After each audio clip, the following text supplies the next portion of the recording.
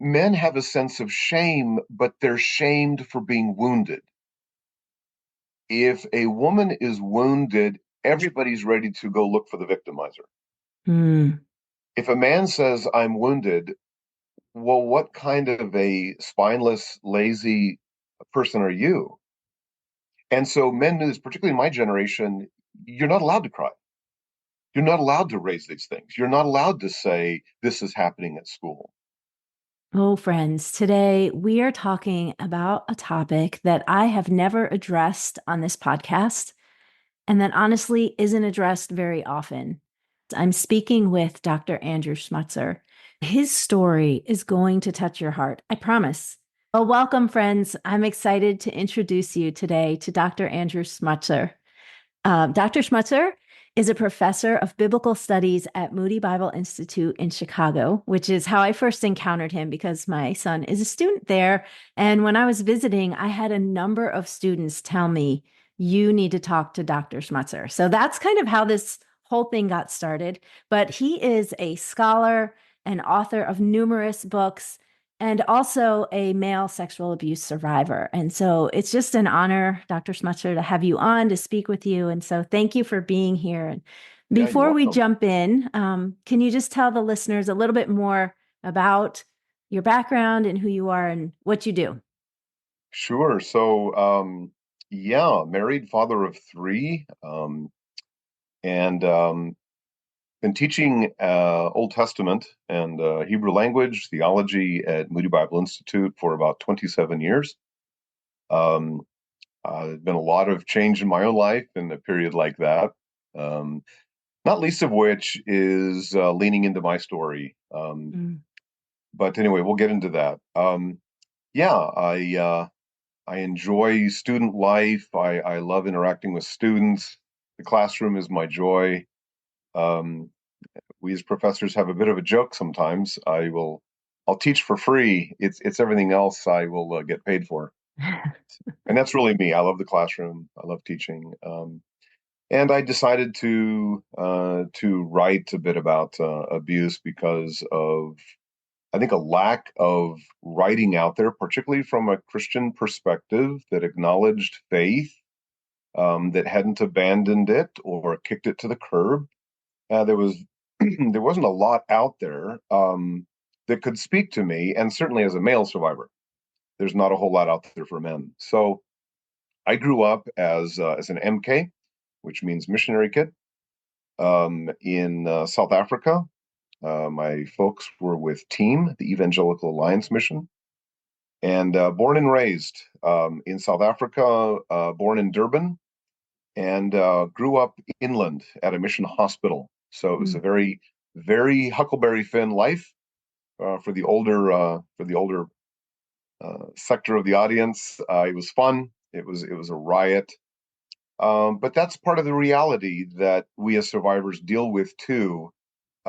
Just to segue off for a moment, because the fish don't know the water's wet, Mm. and you often don't know what you don't know until something comes in sideways and you have to face realities that you've either redefined or were ignorant of in certain ways or simply were viewing through a different lens. And so, yeah, came to the States when I was 12 and jumped into American junior high Oh, wow. and African culture. Yeah, it was a bit traumatic in its own way. Yes. I leaned into my athletic prowess. I could do things that others couldn't, whether it was throwing rocks with accuracy or whatever. But that was my identity as a young child and as a teen and preteen. What I could do athletically, and Hmm. eventually I had to, ironically, face the fact that the body does keep the score, and there's things that you have to factor in address and healing Hmm. that are very somatic, very, very body related. And this is important, particularly for Christians, to learn not to cordon off the body. Mm. And so, my biblical studies, anthropology was an enormous aid to me. I, in one sense, I knew too much to kick the faith to the curb. It wasn't that simple, but I did need to use a guy's metaphor, I did need to strip the car down, blast the paint off, sand it down, and then rebuild the car from the ground up. But it wasn't a question of am I still dealing with a car? It was a question of how am I supposed to drive it? What is it supposed to look like? What does it mean for me to, to be behind the wheel again of my life, my autonomy, myself? And so those are a lot of things that I began to address much later in life, particularly as somebody 58 now. Nobody ever talked about abuse when I was a child, when I was in college, even grad school and university. It was never a conversation Mm-hmm. that Mm-hmm. was brought up. I've learned over the years too, while that's lamentable and one might even say tragic, particularly for those going into ministry. I teach pastors as well. Right. The professors and mentors and teachers I had didn't know how to direct somebody where they had never been themselves. Mm-hmm. And that's not a justification, that's an explanation. And so I have learned to, I think, walk between the initial stages of anger and the later stages of pity. Mm-hmm. I think therein is a massive arc of healing for Christians. It's not denying anger. It's not saying everything's honky dory. I'm clearly going to say it's not. But I think there is a development that processes anger, particularly for male survivors. Not that females can't have anger, but there's a certain dynamic of anger that lives with male survivors for complex reasons. Right. So when I was 37, I began to my wheels began to come off, and yeah, we can get into some of that, but that's some of my background. You could Well, ask if you'd like. I appreciate that. And I Okay. did want to hear if you're willing to just share a little bit more of your story. Hmm. Of kind of what happened to you as much as you're willing to share, and then how it Yeah, affected you and the process you've been through, the journey you've been on. yeah. Um, my abuser is still living, and so I'm not going to mention the name, but it was a family member, and so as I dug into when I hit 37, like I said, my wheels began to come off for certain reasons. And I remember walking into a therapist's office. Um, I didn't even have an appointment. I knocked on a door and the door was open, and I was distraught. I was going through a number of things at the time. And and I said, I have a story to tell you, and you're going to have to tell me how it ends because Mm, I have no idea how to process this. I have no idea what to do with it, and I was starting to recognize the category of abuse, the reality of abuse. Um, yeah, so that's one of the unique things I think about healing and the trauma story for survivors. People need to understand that sexual abuse is a certain category of sexual violence. We're not talking about having necessarily been raped in college. We're not talking about other forms of attack. All these things are horrific and horrible, not the issue. But when a child is sexually abused, you're in the developmental years, mhm, and the brain will do anything in its power to make meaning and make sense in that child's limited worldview, limited vocabulary, limited understanding, with no social power, as we love and the secular world loves to talk about. And so this child is going to make meaning of it as best as they can.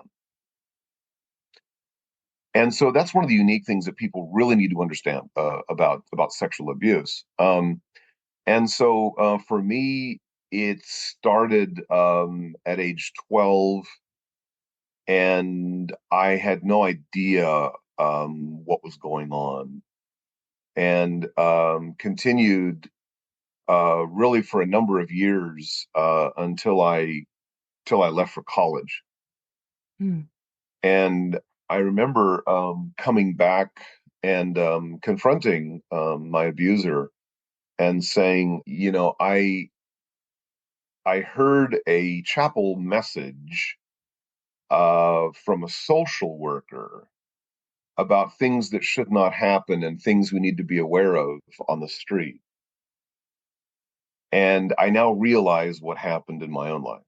Mm. And I think this is one of the most horrific realities that a lot of survivors face. And I'm going to take that to another level, what a lot of incest survivors face. The stranger danger is a mythology for survivors of sexual abuse. Rarely, I think the statistics are 80% plus. Abuse survivors are abused by family members, by people who know them, by people who have access to them. Hmm. And so that brings out an extreme betrayal element Yes. because the child wants to trust them, doesn't know how not to trust them. And so there's another whole layer going on here.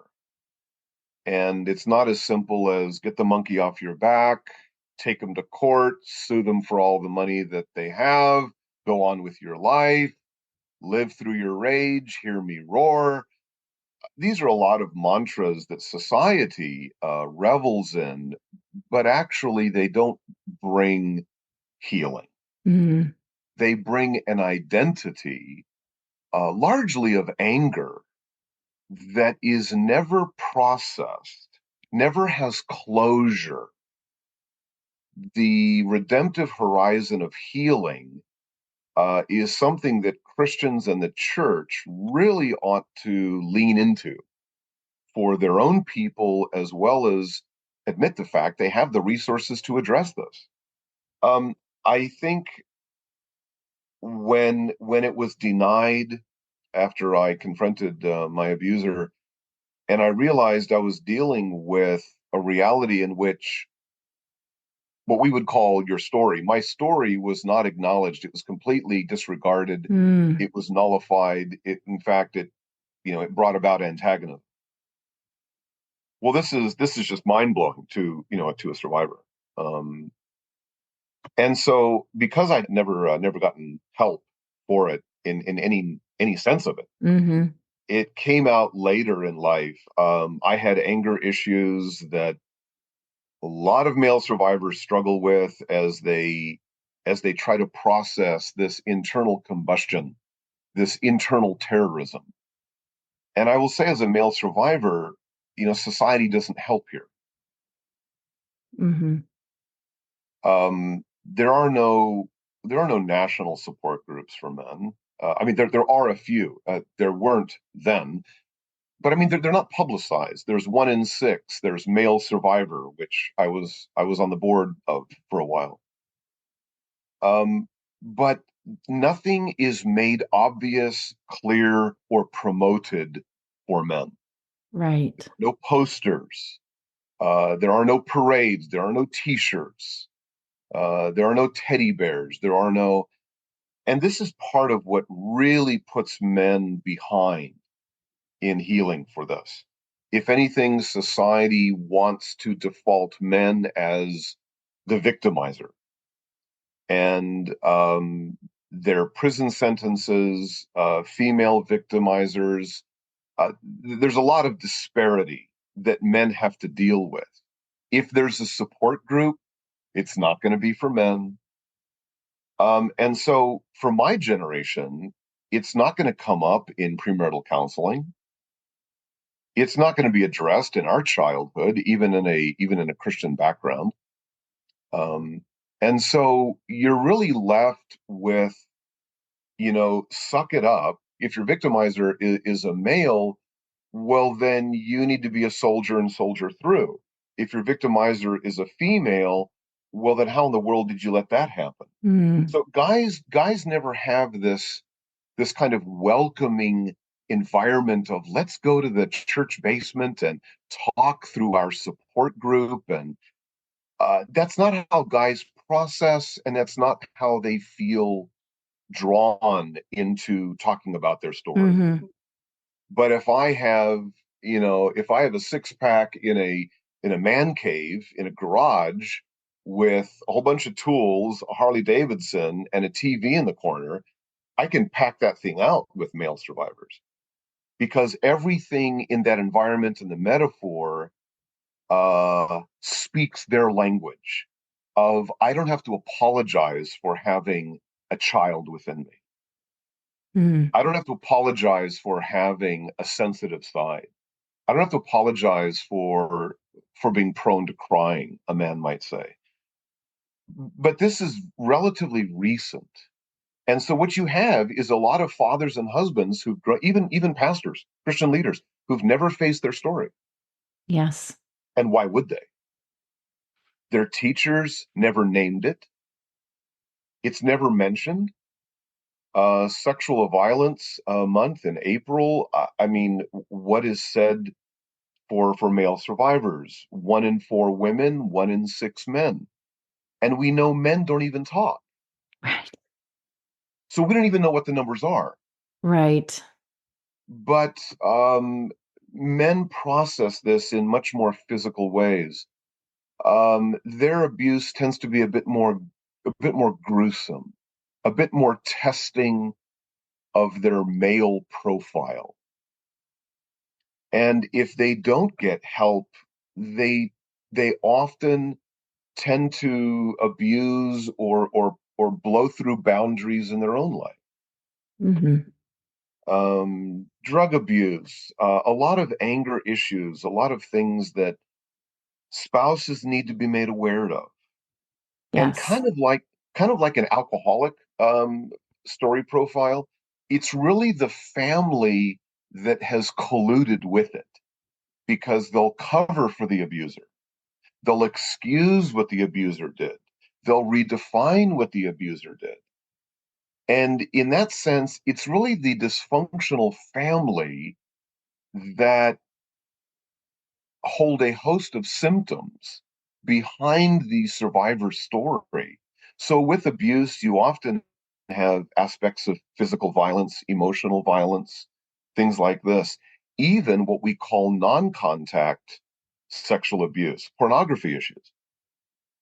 I Hmm. mean, now we're talking to a whole new generation of our kids, right? Who've been raised with sexting, who've Right. been raised with sending pictures. Okay, that's non contact. And pictures don't metabolize out of the brain like cocaine does. So these are a lot of issues that men tend to have in their stories and very little opportunities to Hmm. process. Yes. And this is part of what, for me at 58, I had to find this retrograde. I had to backfill all of this help and try to come up with it myself while living and staying in the Christian community. Yeah. I appreciate that. Thank you. Thank you for sharing that. And, I want to kind of go back to something that you referenced. And you are a biblical scholar. Like, can you talk a little bit about some of the books Sure. you've written? Because I want the listeners to understand the framework that you're coming from.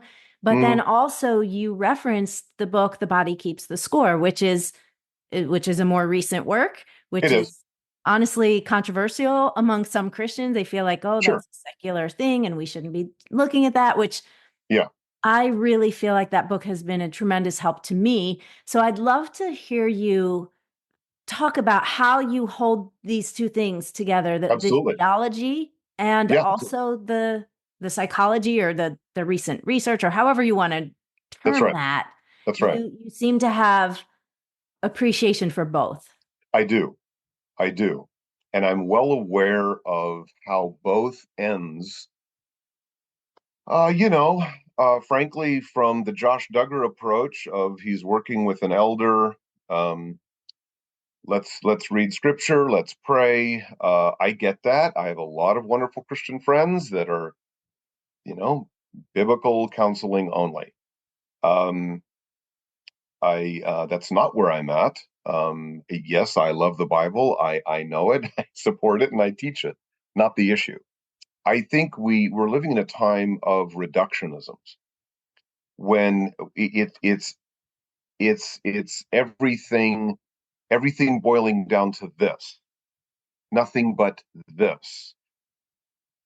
So yeah, I mean, I probably went into Old Testament studies because I understood and gravitated toward a very cosmic and spiritual worldview growing up in Africa, which is a um, very spiritual, um, pantheistic, as well as just very somatically oriented, a very um, what you see is what you get.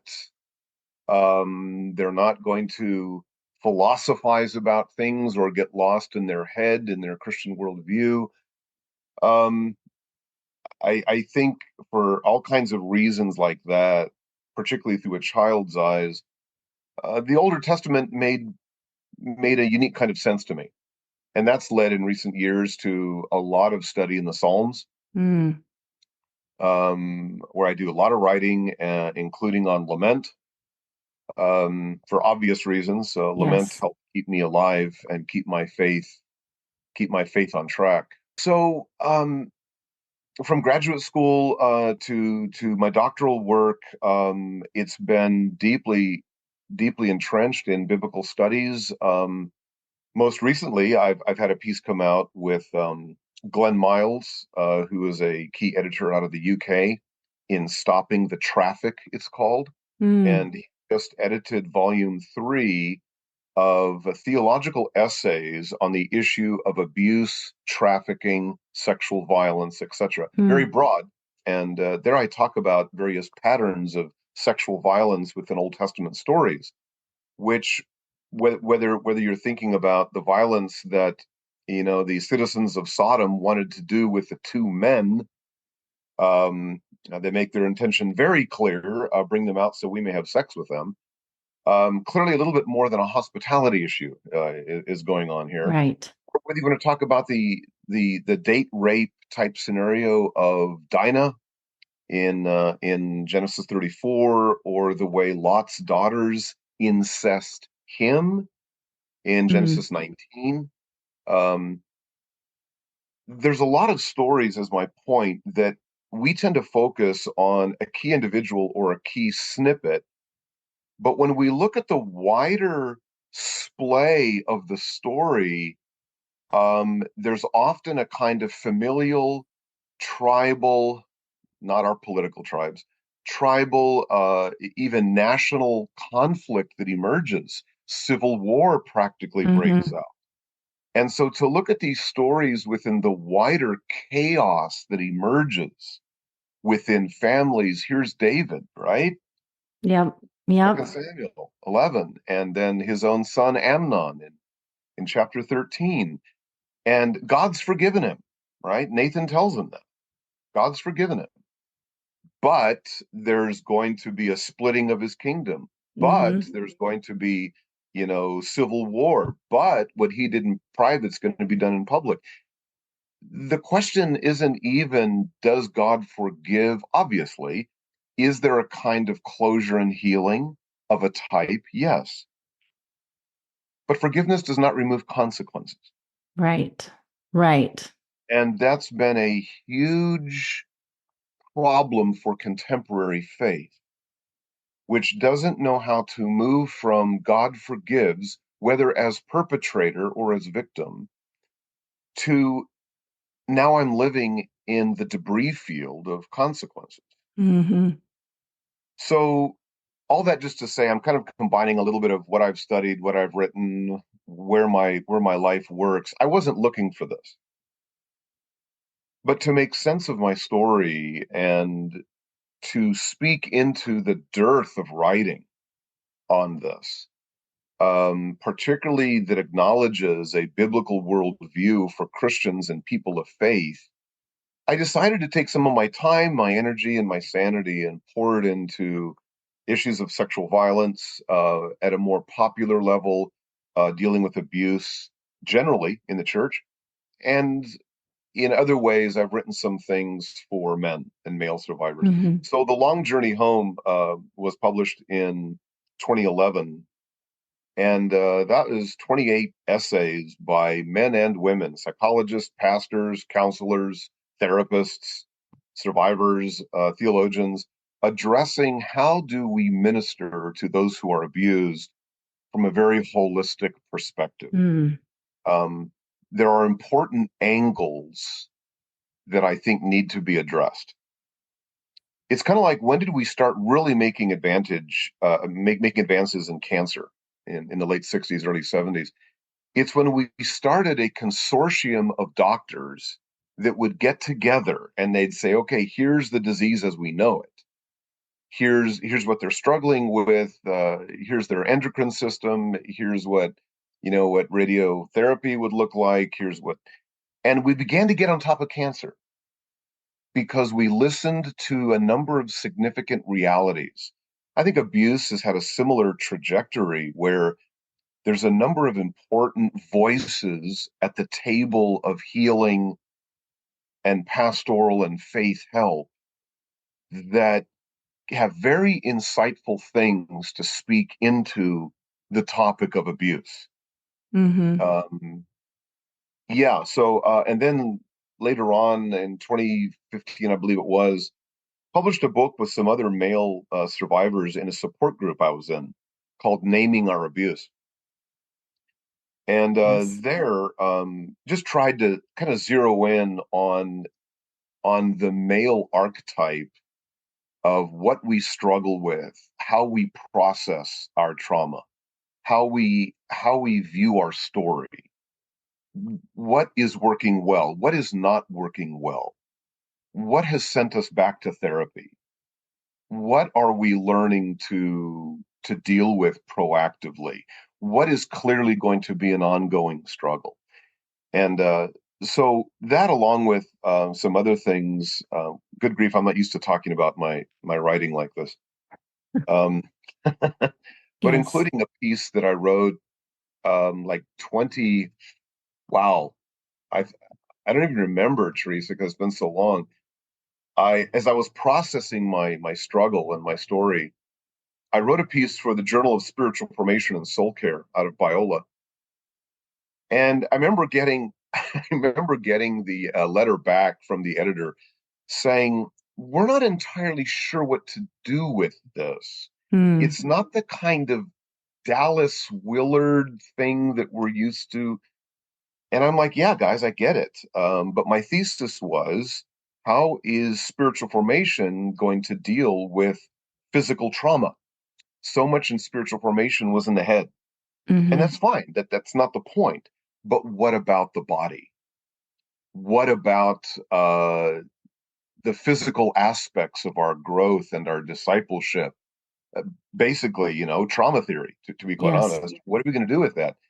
And I remember writing the editor saying, if you guys are going to broaden out and appeal to various scholars, you're going to have to field some things for formation that you might not expect. And since then, it's been one of the more popular essays over the years. And I've had emails from all over the world saying, my goodness, I needed this for my story. I didn't know formation was ever going to address, my abuse story. And so that just kind of spawned other things over the years that I continue to write about as I think it's necessary and needed. But you raise the issue of these multiple disciplines, like Van der Kolk's book, The Body Keeps Score. Within the secular worldview, there's a number of presuppositions they have. They're focused on the self, as they love to call it, the self. what's happened in quasi secular writing, I'm not used to using those terms, but writing that has nothing to do with faith. Mm-hmm. In fact, most of those writings, you're hard pressed to even find anything of faith in the topical index. They're not trained in theology. They don't have a divinity background. Many of them are not even attending a mainline church. And if they did, it's long in their rearview mirror now. So what they'll often do is they focus on what I would call an unembedded self. It's you, and this comes out, with great rage in secular therapy. It's how to prepare the client to avenge their injustice, Mm, and so boundaries are almost used as weapons. Um, and there are important things that they raise, but it's entirely anything of faith or theology is eviscerated from it hmm. because of their antagonism to institutions, to historic faith. I'm well aware that the church is not perfect. There is no perfect institution. I'm well aware of that. But what's happened is throwing the baby out with the bathwater. Yes. Yes. Yeah, I know. And so while there's enormous amount of significance, I think, in what Judith Herman, generation before, um, writing on trauma, and then Vanderkolk in The Body Keeps the Score, it's honoring the physical suffering and the dynamic of trauma as it interacts with everything from neurology to the muscularity to the endocrine to hormones, et cetera, all about the body. Conservative Christianity, on the other end, has tended to avoid that discussion in a kind of dualism. Here's my body, but my mind and my heart is fine with Christ. Well, that's really a sad dichotomy. Hmm. Which side of the scissors cuts the paper? And we are ensouled bodies. Yes.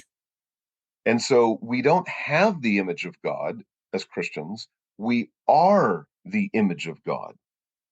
We are embodied creatures, particularly as those redeemed in faith, where now our very body is slated for the resurrection. Paul makes this very clear. Don't you know that your body is also bought with a price? That's why you don't join it with a prostitute. You don't, to the secular world, in its infatuation with autonomy, with independence, with freedom. What you've ended up with, though, is a kind of physicalism that focuses so much on the body as if the spiritual, they'll say the spiritual exists, but they don't want to define it. Right. And so a lot of these people, while having wonderful insights in terms of trauma, we can learn a lot from that.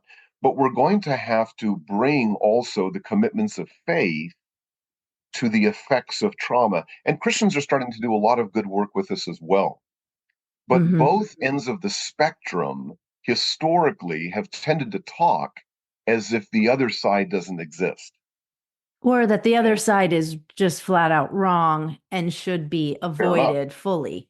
Fair So enough. I really appreciate your willingness to bring both sides together because I do personally, I have found that has been really beneficial in a Yeah. healing journey of acknowledging the spiritual and the Right. physical together as Correct. God created us, physical and spiritual and mental and Imagine emotional and that. all the things, that's how he created us. So, Exactly. um, Exactly. I talk a lot on the podcast about shame. Yeah. Um, I've talked to a lot of women who have endured all kinds of abuse. And I imagine that for men, it's different. So you've touched a little bit about how it's Uh-huh. different for men and women and even how society supports women so much more fully than they support Right. men. But what Right. is that like for a boy, for a man? What that does to your manhood, the sense of shame that men carry, how is that different from women? there isn't a social net that has really a working category for male abuse shame. It doesn't really exist. Mm. Masculinity today is something to be dismantled. Society uses men and masculinity as a foil to talk about violence, as a foil to talk about aggression. So women today are known for putting up boundaries. But if a man tries to put up a boundary, well, then he's controlling. Mm. If a woman tries to stand up for the self, uh, well, then she's empowered. If a man tries to stand up or say no to a proposition or whatever, well, then he's narcissistic. And there is no category left within society, and the church isn't that far behind it. Sadly, Teresa, way too much of the water is in the boat Mm. when it comes to the church. Yeah. So there aren't many terms and categories and bomb shelters left for a man to process um, abuse like shame. Hmm.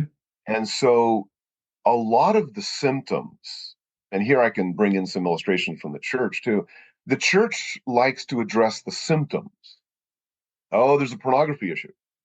The marriage isn't going well. There's an anger problem over here. Mm. Maybe there's too much drinking. Maybe there's whatever, even codependency. A lot of these things, though, yes, while they need to be addressed, are actually symptoms of deeper issues. And it's really, really hard for a man to stand up, particularly in my generation, to stand up and say, "Oh yeah, I was abused. I was abused sexually for a number of years, and uh, there was nothing there for me, and yeah, anger issues, and struggle to be the parent that I want to be now." Really? Why did you let that happen when everything is a test of agency, right? Mm. Everything's a test of agency. Well, a man is largely cast as an agent of chaos, of extremism, of fighting, of that's why we riddled up the boys, right? Mm. In our generation, because it doesn't fit the decorum of the largely female world and the female teachers and the lot of female mentors and whatnot in a boy's life. And so, yeah, I mean, not to throw out too many bombs, but the Barbie movie hasn't helped really define masculinity for men of my generation or of the younger generation as well. Yeah. It I hasn't. haven't seen the movie, but I heard not great things about it. Yeah, we can talk more offline on that one. It hasn't helped clarify who women are, who men are, particularly from a Christian worldview. Hmm. And so men have a sense of shame, but they're shamed for being wounded.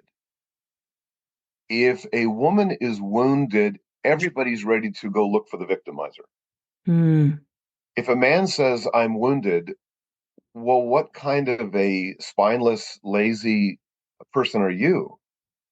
And so men do this, particularly in my generation, you're not allowed to cry. You're not allowed to raise these things. You're not allowed to say, this is happening at school. No boy would do that. And so that raised an entire generation of which Gen Z and well, starting with millennials, but Gen Z has certainly swung all the way to the other end of the spectrum, where now they're not even sure what the differences are between men and women. Yeah. And as you see in the transgender movement, men trying to put on female body like it's a coat. It's whatever you want to define it, but there's no respect for innate differences. Language now trumps biology. And I guess mine would have been one of the last generations that said, no, that there are differences. There are key differences. They need to be understood. They need to be respected. And we need literature. We need sermons. We need poetry. We need therapy and support groups that understand these differences, not talking to us like we're potential rapists. Mm, yeah. Um, that'll keep a lot of abused men quiet. Just throwing out narratives all over society and college and Title IX culture as potential rapists. Yeah, you're not going to get a lot of guys talking then. Hmm. So there are complex forms of shame that manifest themselves in other ways, forms of aggression. Video gaming. A lot of guys are into video gaming, particularly in our children's generation, because the rest of the real world isn't safe. Yeah. But in this world, the gaming world, they can interact with it in a way that makes sense to them. So a lot of men have checked out because their form of grief, of pain, of fear, of shame is not acknowledged as legitimate. In your book, Naming Our Abuse, you talk about a Right. four-step healing process. And I know we can't go on a healing journey in the next 15 minutes, but maybe you can talk a little bit about what men who have endured abuse can do to start a healing process. Well, friends, I'm going to break in here and interrupt this conversation, but I promise next week's conversation is just as powerful. So please come back. I want to thank you for being here, for listening, for being the kind of person that cares about these sensitive topics. And the other thing I want to ask of you, I know that typically my audience is women. I want to ask you to spread this podcast. Text it to the men in your life because you know what? There could be men in your life with childhood sexual abuse that they have never spoken aloud. Let's spread the word that this is a problem, but there is healing available. So please take the time right now. Text this episode to the men in your life. In closing, I want to leave you with this prayer from Romans 15:13. May the God of hope fill you with all joy and peace in believing, so that by the power of the Holy Spirit, you may abound in hope.